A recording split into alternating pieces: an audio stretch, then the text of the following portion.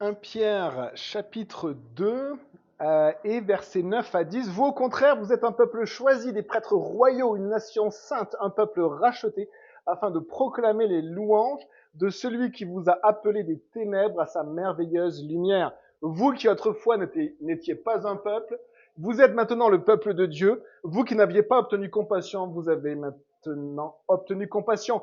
Si l'apôtre prêchait devant un public juif, les Juifs devaient se dire, mais pourquoi il fait que citer les Écritures? Là, en fait, il ne fait que citer les Écritures et le fondement de l'apôtre Pierre et des apôtres, hein, c'est la parole de Dieu, l'Ancien Testament, qu'il révèle par le Saint-Esprit qui a été accompli en Jésus-Christ. Et on va également le voir. Alors, la lettre de l'apôtre Pierre, c'est un cadeau de Dieu pour son Église. On l'avait vu, hein, elle est adressée à plein d'églises dans la Turquie actuelle. Et il y a 2000 ans, c'était des églises locales dispersées, des églises locales souvent petites, avec peu de liens les unes avec les autres. Elles étaient un petit peu isolées, esselées, et elles manquaient de beaucoup de choses. Eh bien, cette lettre a dû être une bénédiction incroyable pour elles. Ils ont reçu la lettre, ils l'ont partagée d'église en église, ils l'ont recopiée, et ils avaient en fait les ressources spirituelles, hein, pour tenir pendant des années ensuite, hein, des années d'enseignement pour les responsables d'église, des années de nourriture pour l'église de Jésus. Hein, et cette lettre est juste incroyable dans son fondement, sa profondeur, c'est d'une densité incroyable pour l'Église. Alors, au chapitre 1, l'apôtre Pierre nous avait parlé du salut. Il nous avait interpellé, hein, où en sommes-nous sur le chemin du salut? Est-ce que vous avez entendu l'appel de Dieu? Vous venez à l'église, c'est que en fait Dieu vous appelle. Si vous commencez à lire la Bible, c'est que Dieu vous appelle. Est-ce que vous considérez la Bible comme parole de Dieu? Est-ce que vous vous dites, est-ce que je vais vraiment le lire et essayer d'obéir à la parole de Dieu? C'est sur le chemin du salut. On l'avait vu, l'obéissance, hein, et ça vient de Dieu. Il nous appelle. Et après, il y a la croix, on l'avait vu. La croix, merci beaucoup. Voilà. Et non, on ne croit pas en cela, mais on va, on est là aussi pour, on est voilà, dans le monde, on témoigne et on est écouté, puis on entend les autres aussi. Mais on avait vu un que à un moment donné, c'est, on passe à la croix et la croix, hein, de Jésus. Est-ce qu'on a demandé pardon à Jésus pour ses propres péchés? Et ensuite, est-ce qu'on est né de nouveau? Quand on demande pardon à Jésus et quand on s'abandonne totalement à lui, on est né de nouveau. On est né de nouveau et le Seigneur nous remplit de son esprit. C'est l'apôtre Pierre qui le dira dans Acte 2. Hein, que devons-nous faire? Repentez-vous, demandez pardon pour vos péchés et vous recevrez le Saint-Esprit. Eh bien, où en sommes-nous sur ce chemin du salut? Et après, ben, c'est le début. Le début qui finit avec Jésus qui nous attend dans le ciel. C'est un chemin et c'était le chapitre 1. Chapitre 2, l'apôtre va nous parler de l'Église. L'apôtre va nous parler de l'Église et va nous parler d'un peuple nouveau. Un peuple nouveau. Et il commence au verset 5 quand il nous parle de l'Église, puisqu'il parle de cette pierre, cette pétra, ce rocher, fondement, choisi, précieuse. Et quand il parle de celle-ci, hein, il dit que sur celle-ci, en fait, est bâti et construit un édifice, une construction, et c'est la construction de Dieu, que Dieu bâtit sur Jésus. Jésus, l'alpha et l'oméga. Personne ne peut bâtir avec un autre fondement que celui de Jésus-Christ, Jésus-Christ crucifié et ressuscité. C'est l'évangile. Hein? Et verset 5, hein, on l'a relu quand on a lu le passage. Vous-même, en tant que pierre vivante, laissez-vous édifier pour former une maison spirituelle, un groupe de prêtres saints, afin d'offrir des sacrifices spirituels que Dieu peut accepter par Jésus-Christ. Et donc, Dieu nous a sauvés. Il forme une construction, il édifie un bâtiment pour lui. Et ce bâtiment, cette maison spirituelle, ce groupe, ce peuple, on va voir même cette nation, c'est l'Église, fondée sur le rocher. Et il n'y a qu'un seul rocher fondement, cette pétra. C'est pas l'apôtre Pierre, lui-même le dit, l'enseigne clairement, c'est pas moi, c'est Jésus. Verset 9, vous au contraire, vous êtes un peuple choisi. Il dit vous au contraire. Donc, il oppose l'Église, il parle à l'Église, et il dit à l'Église vous au contraire. Et donc, quand il enseigne l'Église, il oppose ceci avec ce qu'il a dit avant. Verset 1, débarrassez-vous de toute méchanceté, de toute ruse, de l'hypocrisie, de l'envie, de toute médisance. Hein, il y a une opposition entre l'Église et notre ancienne nature, notre ancienne vie. Et il oppose aussi vous au contraire. Hein, il oppose aussi l'Église avec ce que l'homme peut former ou construire. Ça, c'est très intéressant. Puisque quand il parle de la pierre, le rocher que Dieu a donné pour bâtir l'édifice de Dieu, il y en a qui refusent, il y en a qui rejettent. Et donc, ils construisent autre chose. On l'a vu dès le début de l'humanité avec la tour de Babel. L'homme construit des édifices. Il construit des grands édifices. Il parle d'humanisme, il parle de plein de choses. Et il construit des choses. Et souvent, c'est assez marrant, il y a toujours une notion religieuse, une notion de mettre quelque chose au centre comme Dieu. Hein, et l'homme construit des choses. Et on a une opposition entre l'Église, et on va le voir par la suite, c'est ce que Dieu construit, ce que Dieu plante, et il y a ce que l'homme plante, ce que l'homme construit. Versets 7 et 8, on l'avait vu, hein. Quant à ceux qui désobéissent, la pierre rejetée par ceux qui construisaient est devenue la pierre angulaire. Elle est aussi une pierre qui fait obstacle et un rocher propre à faire trébucher. Ils s'y heurtent parce qu'ils désobéissent à la parole et c'est à cela qu'ils ont été destinés. Le judaïsme, après le refus de Jésus, est devenu un judaïsme mort spirituellement.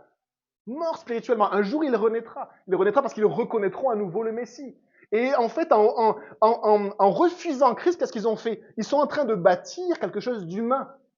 Une religion humaine. L'islam fait ça. L'islam a mis de côté Jésus d'une violence incroyable et ils mettent un faux Dieu à la place. Et donc, c'est une construction humaine. Et en fait, on a aussi toutes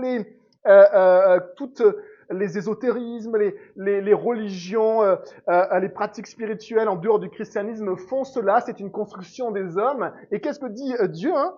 Eh bien, il y a une pierre qui fait obstacle à eux et sur lequel ils trébucheront. Et ils s'écraseront sur cette pierre. Cette pierre, c'est Christ. Et donc, n'ayons pas peur de porter Christ en nous, même face à d'autres religions, sans oppositions farouches, sans animosité, mais avec humilité, avec amour et avec fierté aussi. On porte en nous Jésus et un jour, tout le monde devra reconnaître qui est Jésus. Alors pourquoi ne pas le faire connaître maintenant? Et pourquoi est-ce que d'autres personnes, d'autres religions ne peuvent simplement pas reconnaître? En fait, le christianisme, c'est-à-dire que Christ, c'est la première pierre. Et si on refuse Christ, on refuse Dieu. On est porteur de ce message. On a ici une citation, plusieurs citations de l'Écriture. Quand j'ai l'Écriture, le mot Écriture dans la bouche de Jésus, c'était l'Ancien Testament. Maintenant, les Écritures ont été complétées par l'enseignement des apôtres et des évangiles. Et donc l'Écriture, donc, l'apôtre fonde son enseignement sur plusieurs passages des Écritures. C'est vraiment extraordinaire. C'est comme si il prend tout ce qui est dans l'Ancien Testament et il montre à tout le monde, voilà ce que ça veut dire. Voilà ce que ça veut dire. Regardez ce que Dieu a dit. Regardez. Soyez enseignés. Et c'est le rôle des apôtres de garder le témoignage et d'avoir cet enseignement saint qui clôt la révélation. Il n'y en a pas d'autre qui s'arrête à l'Apocalypse. Eh bien, je vais vous faire traverser dans la parole de Dieu pour voir sur quel texte il s'est basé. Il dit, vous êtes un peuple choisi, des prêtres royaux, une nation sainte. Eh bien, prenez Exode 19, s'il vous plaît. Exode, c'est le deuxième livre de la Bible. Prenez Exode, deuxième livre de la Bible, Exode chapitre 19. Incroyable de réaliser que dans le Pentateuque, dans l'Ancienne Alliance, Moïse va annoncer quelque chose qui est pleinement révélé en Jésus-Christ. Il va annoncer ça pour un peuple, le peuple juif de l'Ancienne Alliance, et il va y avoir un grand échec de la loi, de l'Ancienne Alliance, de l'Alliance par la loi, qui montre finalement à l'homme qu'il est pécheur, qu'il ne peut pas venir à Dieu, qu'il ne peut pas être sanctifié par ses œuvres, et qu'il a besoin du sacrifice.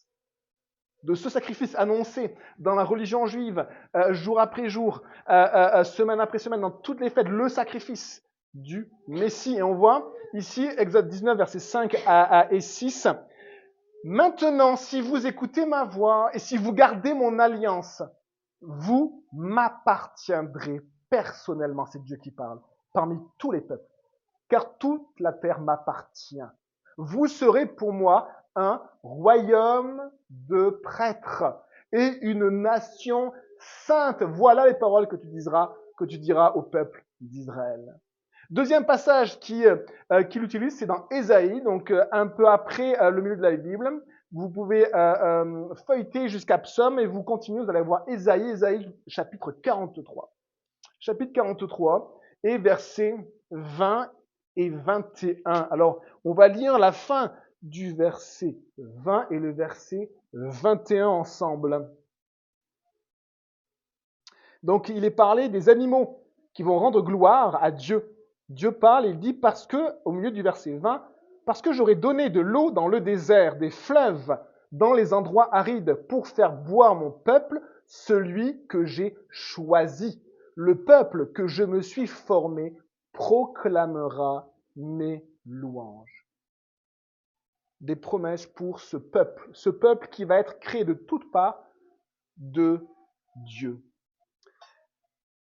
Et ici, quelles sont les caractéristiques de ce nouveau peuple qu'annonce Pierre et qui est ce nouveau peuple qui est l'Église? Il dit, vous au contraire, vous qui avant viviez selon vos désirs propres, vous peut-être qui vous opposiez à Dieu avant, qui vous obéissiez à la parole de Dieu, qui rejetiez Christ avant, eh bien il dit maintenant au contraire, il va décrire la nature et la fonction de ce nouveau peuple. Il dit, vous êtes un peuple choisi ou élu. Ça veut dire que nous avions une destinée qui est la colère, nous l'avons vu, ils sont destinés à la colère dans 1 Pierre, le début du chapitre 2. Et Dieu nous a pris de cette foule de gens qui allaient en enfer, qui allaient vraiment en direction de la colère éternelle. Il nous a pris, il nous a mis à part. Et en fait, il nous a mis sur un autre chemin. Il nous a fait changer de destinée, changer de chemin, changer de destination. C'est les caractéristiques du peuple de Dieu. Et c'est quoi un peuple? C'est un ensemble de personnes. Souvent, dans les évangiles, on voit le peuple se rassemble là. C'est un ensemble de personnes qui se rassemblent. Et en fait, le Seigneur a pris des personnes de toutes parts. La parole dit de toute nation, de tout peuple, de toute langue, de toute culture, de toute histoire. Et aussi de tout péché. On ne va pas partager nos péchés, mais de toute personne. Et il nous a pris et nous a amenés pour former un peuple choisi avec une nouvelle destinée. Et il continue en disant des prêtres royaux. On a vu dans Exode un royaume de prêtres. Là, c'est un peu plus fort qu'un royaume de prêtres. C'est à la fois des prêtres et à la fois des prêtres qui sont de la famille royale, des prêtres royaux. Et ça veut dire à la fois que, eh bien, Dieu nous a pris et nous amène dans sa famille. Et comme c'est lui le roi, nous faisons partie de la famille royale. Et donc notre nature, nous avons une nature qui est maintenant la même que celle de Dieu. Alors quand on vit dans le péché, quand on s'éloigne de Dieu, en fait, on vit comme un schizophrène. On vit comme en fait quelqu'un qui vit le contraire de ce à quoi il est appelé. Comme quelqu'un qui dirait, moi je suis allemand, j'aime la culture germanique, et il vit comme un Français. Et vous mélangez les cultures si vous n'aimez pas les Allemands. Mais et nous, en fait, on est chrétiens, on a une culture de chrétien, on a une identité de chrétien, la nature de Dieu. Et si on vit en fait contrairement à sa nature, eh bien, on ne vit pas ce que Dieu veut pour nous. Il nous a pris, il nous a choisis. Et le mot église, ecclésia, ça veut dire ce groupe qui est sorti hors d'eux. C'est-à-dire, on est mis à part. Mis à part, c'est le même mot que saint, sanctifié, qui porte les caractères de Dieu. Des prêtres royaux. Alors, des prêtres royaux, ne nous enflammons pas. Souvent, dans certaines églises, on dit, vous êtes un prince de Dieu, une princesse de Dieu, waouh. Oui, c'est vrai aussi, mais en fait, on fait partie de la famille de Dieu, mais dans une famille royale, les amis, il n'y en a qu'un qui règne. Il n'y en a qu'un seul qui règne. Il n'y a pas plusieurs rois, il n'y a qu'un roi. Et c'est ce que nous dit 1 Timothée. Ne nous enflammons pas, ne nous prenons pas pour des rois. Prenons-nous de la famille royale, c'est-à-dire la famille royale, qu'est-ce qu'elle faisait? Elle défendait les intérêts du roi, puisque il était de sa famille.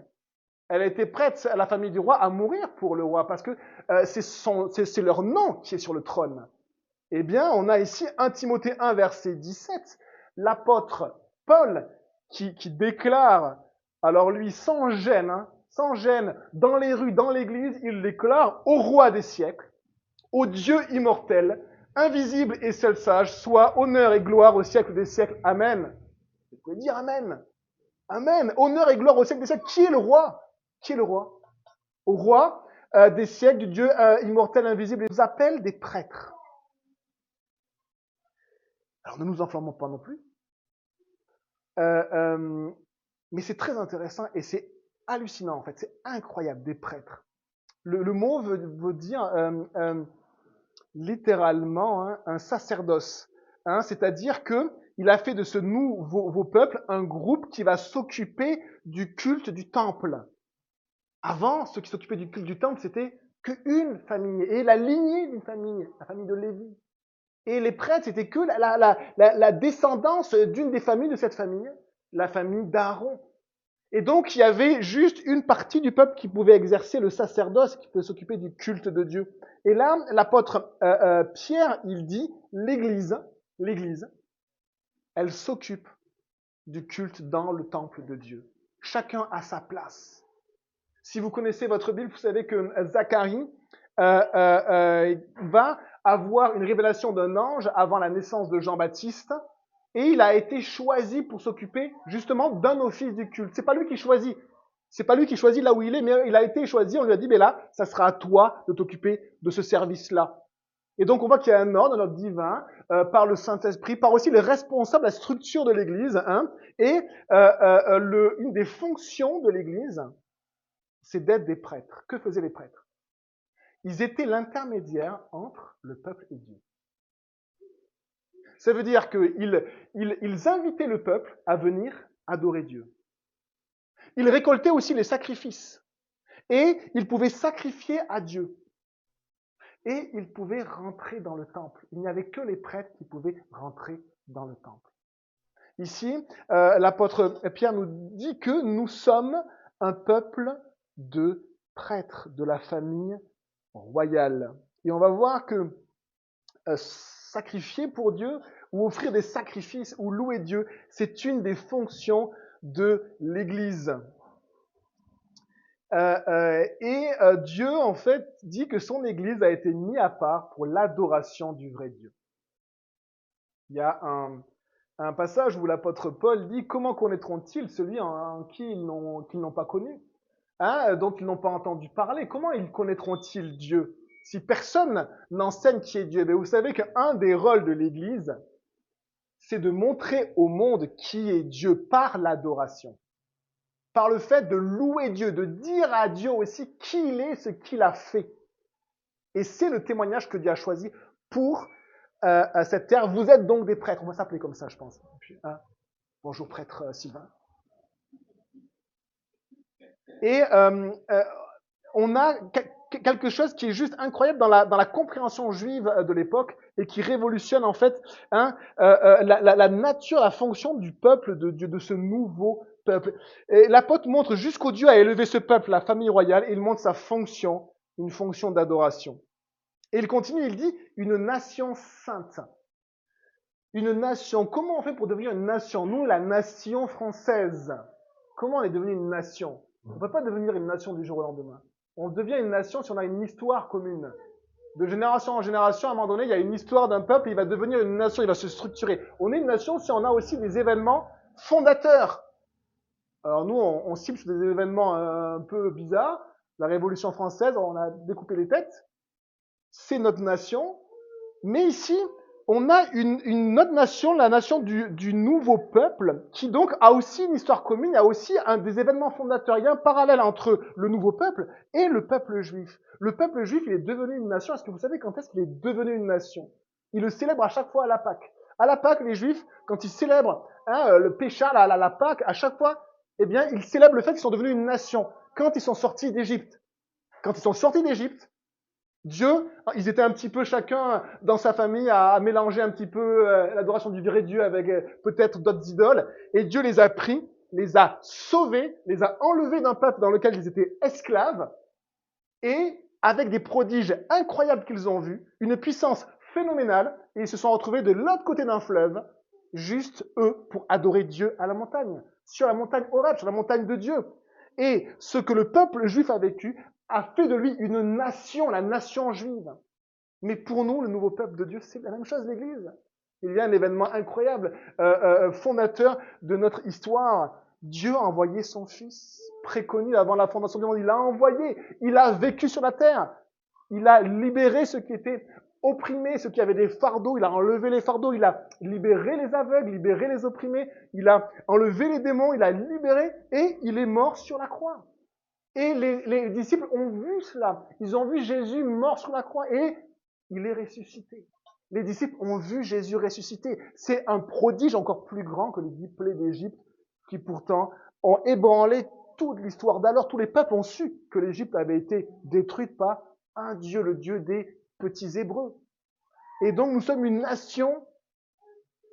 Dieu a formé de ce peuple et en a fait une nation. Et regardez sa qualification, une nation sainte. Ce mot-là, c'est un mot qui n'appartient qu'à Dieu. Saint. C'est un mot qui a été presque créé que pour Dieu. Parce que Dieu est unique et à part. Comment le décrire? Eh bien, en disant qu'il est à part. Saint, ça veut dire à part. Et on ne sait même pas comment qualifier Dieu à tel point il est au-dessus de toute chose, il nous dépasse complètement, il est dans une autre réalité, il est au-delà du temps et de l'espace, il est l'origine de tout, il sera la fin de tout, il a toutes choses entre ses mains, c'est Dieu et on l'appelle saint. Il est pur, il n'a aucun péché, il est saint, il est juste, il est droit, il est bon, il est saint, à part. Eh bien regardez, nous sommes appelés avec le même qualificatif. Dieu décrit son Église comme étant une nation sainte qui porte le caractère de Dieu. Et ici on a, il continue même, il dit un peuple racheté. Un peuple racheté, donc peuple, c'est à la fois, ça peut être une tribu, ça peut être une nation, mais c'est aussi juste des populations qui se rassemblent. C'est beau, l'Église, des populations qui se rassemblent. L'Église de Jésus, vous êtes rassemblés ce matin. Comment être un peuple si on se rassemble jamais? Et si on dit, moi j'ai compris, moi je vais t'expliquer la vie chrétienne. Rassemblez-vous, soumettez-vous à l'Église. Soumettez-vous à l'Église de Jésus. Pas d'un homme, de Jésus. Et là, on va faire partie du peuple. On va voir notre identité. L'identité de cette nation sainte, de ce peuple racheté. Le mot racheté veut dire aussi qui appartient à. En fait, c'est un mot qui parle de la possession, de la propriété exclusive. Donc, un peuple qui appartient exclusivement à Dieu. Il n'y a pas plusieurs propriétaires, les amis, de ce peuple-là. Il n'y en a qu'un seul, c'est Dieu. Nous appartenons à Dieu. Nous sommes dans les mains de Dieu. Nous portons son nom. Nous avons été régénérés par son esprit. L'esprit de Dieu est en nous. Nous sommes un peuple racheté, un peuple qui appartient à Dieu. Alors, le mot rachat veut dire que on a été délivré en payant un prix. À l'époque, on pouvait racheter, faire preuve de rachat pour un esclave. Eh bien, on donnait le prix. Souvent, c'était assez élevé, les esclaves. À l'époque, on donnait un prix pour pouvoir libérer la personne ou pour pouvoir l'acheter. Et donc, Dieu nous a rachetés. Nous avons changé de maître. Nous étions dans la direction de la colère et maintenant, nous sommes dans la famille de Dieu. Et si nous appartenons à Dieu, ça veut dire que nous sommes serviteurs. Nous appartenons à Dieu, rachetés par le paiement d'un prix colossal. Le prix, c'est la mort du Fils unique de Dieu.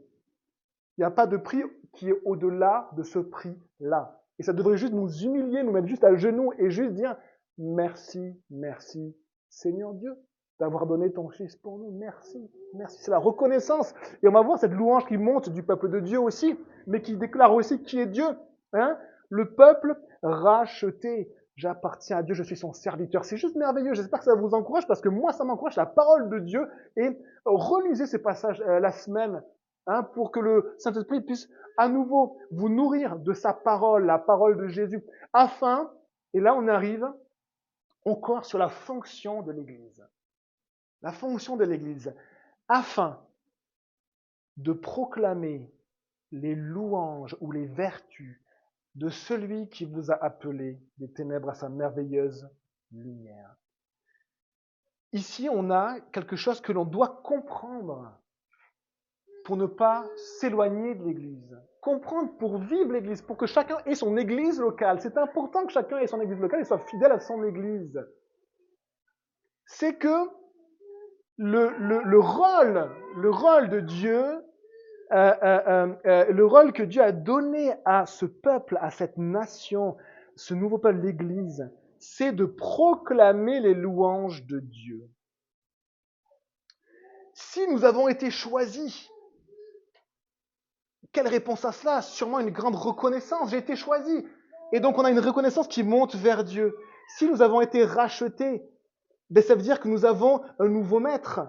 Et ça veut dire qu'on est appelé à avoir une entière consécration à ce nouveau maître, parce que on était esclaves d'un maître cruel, et maintenant nous sommes esclaves de Dieu, et donc nous sommes consacrés, nous appartenons à Dieu. Si nous avons reçu le sacerdoce, c'est-à-dire d'officier dans le temple de Dieu, et on officie devant Dieu et devant les hommes aussi. Les hommes voient l'Église vivre. Parfois, c'est un piètre témoignage. Parfois même, c'est des arguments justement contre Dieu et contre la Bible. Eh bien, si nous avons reçu le sacerdoce, quelles devraient être nos vies et notre vie d'Église? Si nous faisons partie de la famille royale, on défend les intérêts de Dieu. On a vu qu'on est aussi un peuple qui se rassemble. Eh bien, tout ça nous parle aussi de cette fonction, proclamer les louanges de celui qui nous a appelés. Proclamer, le terme proclamer, c'est faire connaître, c'est célébrer. Parfois, on appelle les cultes protestants des célébrations. Mais célébration, c'est pas faire la fête. Célébration, c'est célébrer. Avec joie, avec des instruments, mais célébrer qui est Dieu. Célébrer ce que Dieu a fait. On célèbre, on proclame. Et les gens entendent, avec des églises ouvertes, les amis. Des églises où les gens peuvent venir et repartir. On les met pas en prison. Ils peuvent venir une fois, ils repartent, ils sont libres. Mais ils viennent écouter, ils viennent justement être des témoins de l'église qui a cette fonction-là. Proclamer les louanges de Dieu. Proclamer, donc, c'est célébrer, déclarer au loin, publier, dire clairement. Parfois, on est tellement confus dans nos louanges. Pourquoi? Parce qu'on ne connaît pas bien Dieu. On n'est pas rempli du Saint-Esprit. On n'alimente pas notre vie quotidienne. Donc, nos louanges, en fait, sont un peu confuses. Et le Seigneur nous appelle à avoir des louanges claires, à dire clairement qui il est, clairement ce qu'il a fait. Et proclamer les louanges, le mot louange, c'est aussi vertu ou qualité morale de Dieu. Et donc, le rôle de l'Église, c'est de proclamer par ses chants, par ses échanges, par son témoignage la semaine de chaque jour. Les membres se réunissent le dimanche et après chaque semaine, on a chacun nos activités et on se réunit à nouveau. Et on est un témoignage, l'Église est un témoignage dans le monde pour faire connaître qui est Dieu. Sa bonté, sa grandeur, sa sainteté, sa justice, sa perfection, son éternité, sa grandeur, le fait qu'il est créateur, le fait aussi qu'il est rédempteur. Dieu est rédempteur. Le fait qu'il est trinitaire, Père, Fils et Saint-Esprit. Et c'est le rôle de l'Église. Proclamer les louanges de celui qui nous a appelés des ténèbres à sa merveilleuse lumière. Et à chaque mot, l'apôtre rajoute des qualificatifs sur lesquels on pourrait s'attarder. Les amis, je ne sais pas si on réalise que on était dans les ténèbres. Je ne sais pas si vous aimez vivre dans le noir. Je ne sais pas si vous aimez l'abîme. On a chanté, tu m'as délivré de l'abîme. Au commencement, quand Dieu a créé au tout début la matière, il y avait de l'abîme parce qu'il n'avait pas ordonné les choses. C'est terrifiant l'abîme. Je ne sais pas si vous avez déjà regardé un gouffre. Regardez un gouffre et vous dire, oula, j'aimerais vraiment pas tomber. Un gouffre, pire, un gouffre où il y a un petit peu d'ombre en fait au fond et on voit même pas le fond. C'est l'abîme. Et en fait, Dieu nous a délivrés de l'abîme des ténèbres. Mais pour aller où? Pour faire nos vies pour nous? Non. Pour vivre dans sa merveilleuse lumière. Sa lumière qui dépasse tout et qui est digne aussi de louange. La lumière de Dieu. Et Jésus nous dit qu'il est la lumière de la vie. Par Jésus, nous pouvons vivre dans la présence de Dieu, dans la lumière, dans son Église, dans la parole de Dieu, marcher par la parole de Dieu et par l'Esprit. Ces textes viennent également de Osée. Osée, c'est un prophète.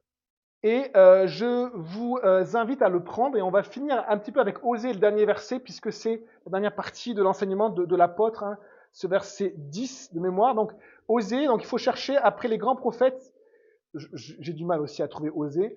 Daniel, après Daniel. Donc, vous avez les grands prophètes, Ézéchiel, Ésaïe, Jérémie, Ézéchiel, Daniel, et après, vous avez Osée. Osée au chapitre, à la page 581. Eh bien, Osée nous dit ceci, c'est très intéressant. Osée 4, chapitre 4. Regardez.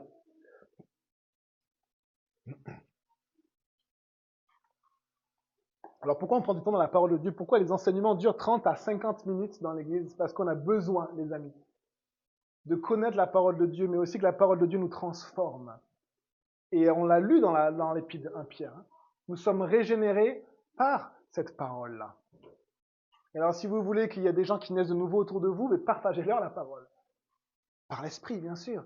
Mais partagez-leur la parole, sinon il ne se passera rien. C'est la parole de Dieu qui est cette semence, qui donne la vie. Ce que l'on entend et ce que l'on entend vient de la parole de Dieu, cette foi qui vient de ce qu'on entend et qui vient de la parole de Dieu, chapitre 4. Écoutez la parole de l'Éternel, Israélite, car l'Éternel a un procès avec les habitants du pays. Il n'y a pas de vérité, pas de bonté, Pas de connaissance de Dieu dans le pays. Bienvenue en France. Il n'y a que parjure et mensonge, assassinat, vol et adultère. Bienvenue en France. On recourt à la violence. On commet meurtre sur meurtre. Bienvenue en France. Pourquoi ceci? Pourquoi quand vous allez sur, je ne sais pas quelles sont vos chaînes de nouvelles, vous voyez meurtre sur meurtre, viol sur viol, vous voyez des trucs hallucinants se passer. Et toujours de la violence, de l'insécurité qui grandit même à Bourges, une petite ville qui devrait être tranquille. Il y a plein d'insécurité qui grandit. Pourquoi? Regardez le mot-clé. Il n'y a pas de vérité. Mais d'où vient la vérité? Il n'y a pas de bonté, mais d'où vient la bonté?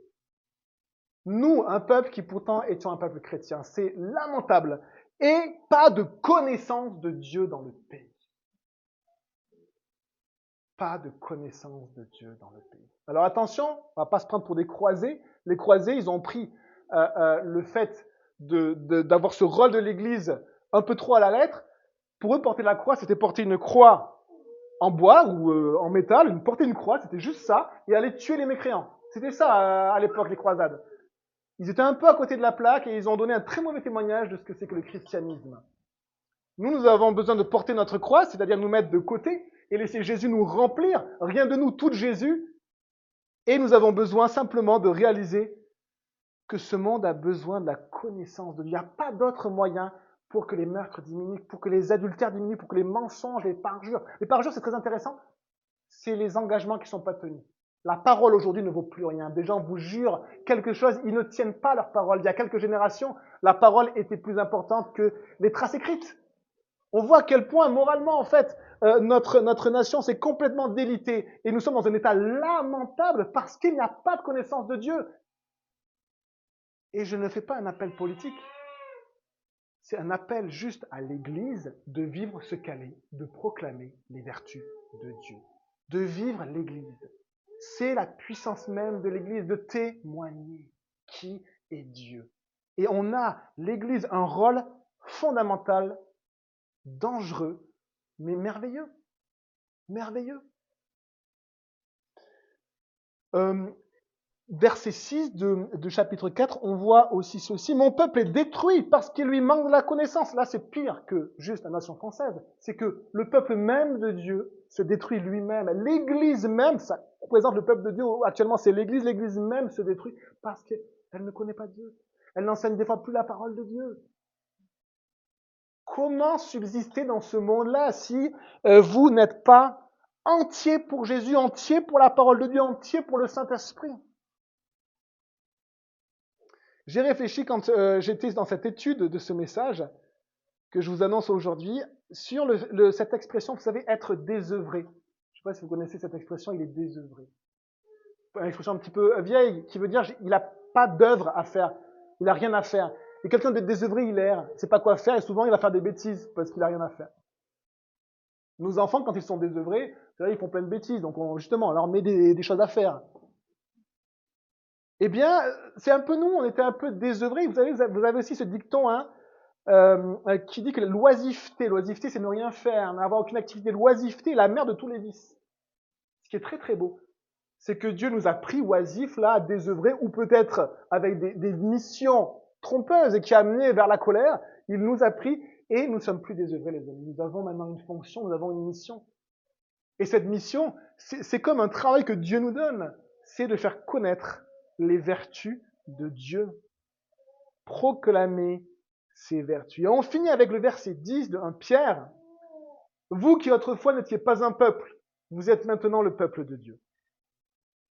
Vous qui n'aviez pas obtenu compassion, vous avez maintenant obtenu compassion. Il faut réaliser, les amis, que le projet de Dieu de salut était pour le peuple juif et au travers du peuple juif de bénir toutes les nations. Et nous étions en dehors au début de ce projet-là. Nous n'étions pas un peuple, nous n'avions aucun droit. Et pourtant, Dieu, au travers de ce que Jésus-Christ a fait, est venu nous chercher pour que nous puissions faire partie de son peuple. Alors que nous n'étions pas élus par naissance, nous n'avions aucun droit, aucune dignité. Eh bien, ici, il cite encore Osée, qui parle aussi d'Israël qui va rejeter Dieu. mais qui parle aussi de ce peuple qui n'était pas un peuple et dont Dieu va faire un peuple, la création d'un peuple, un nouveau peuple. De ceux qui n'avaient pas de compassion, qui avaient besoin de grâce, besoin d'être pardonnés, mais qui ne pouvaient pas être pardonnés. Eh bien, vous avez été pardonnés, vous avez maintenant obtenu compassion. Osée 2, verset 21 nous dit, « Je te fiancerai à moi pour toujours. » C'est Dieu qui parle. « Je te fiancerai par la justice. Je te fiancerai à moi par la droiture, la bonté et la compassion. Je te fiancerai à moi par la fidélité. Et tu connaîtras l'Éternel. » Ce jour-là, je répondrai, déclare l'Éternel, je répondrai au ciel et il répondra à la terre. La terre répondra au blé, au vin nouveau et à l'huile, et ils répondront à Jisraël. C'est un peu compliqué, mais en fait, qu'est-ce que dit le prophète? C'est que Dieu est en train de convoquer toute la nature. Il convoque le ciel, il convoque la terre, mais il convoque aussi ce qui a été planté sur la terre. Le blé qui a été planté, le vin ou la vigne qui a été plantée, et l'huile qui vient des olives qui ont été plantées, mais que les hommes ont planté. Et il les convoque. À qui Jisraël, c'est le premier fils de Osée qui veut dire planté par Dieu. Et qu'est-ce que Dieu fait? Il convoque toute la terre et il dit à toute la terre, j'ai planté quelque chose qui vient de moi au milieu de ce que vous avez planté. Le blé, l'huile, etc. C'est ce que l'homme a planté. Et ce que moi j'ai planté, c'est mon peuple, c'est l'Église. Et il dit, verset 25, je planterai l'Orushama, c'est-à-dire celle qui n'a pas de compassion pour moi dans le pays, j'aurai compassion d'elle. Je dirai à l'Oami, c'est-à-dire celui qui n'est pas un peuple, tu es mon peuple. Et il répondra, mon Dieu. Voilà sur quel texte se base l'apôtre pour parler à l'Église sur ces textes qui ont été annoncés des siècles auparavant. Et alors, je vais finir avec un appel. Un appel que Osée aussi a dit, et après, on passera un moment en prière, et vous serez libre de prier. Si le Saint-Esprit vous met à cœur, vraiment soyez libre de prier, de dire merci, aussi de dire qui est Dieu. Juste dire qui est Dieu, proclamer les vertus de Dieu. Osée 10, verset 12.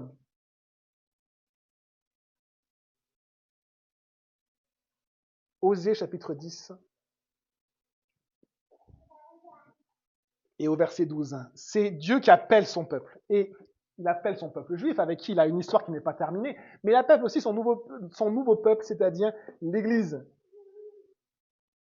Et il dit ceci, « Semez pour la justice, moissonnez pour la bonté.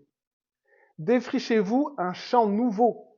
C'est le moment de rechercher l'Éternel jusqu'à ce qu'il vienne et déverse pour vous la justice. Vous avez cultivé le mal, moissonné le péché, mangé le fruit du mensonge. En effet, tu as eu confiance dans ta voix, dans le nombre de tes vaillants hommes. » C'est un appel à vivre comme nouveau peuple de Dieu, l'Église. Et je relis ces deux versets qui ont été sous nos yeux ce matin.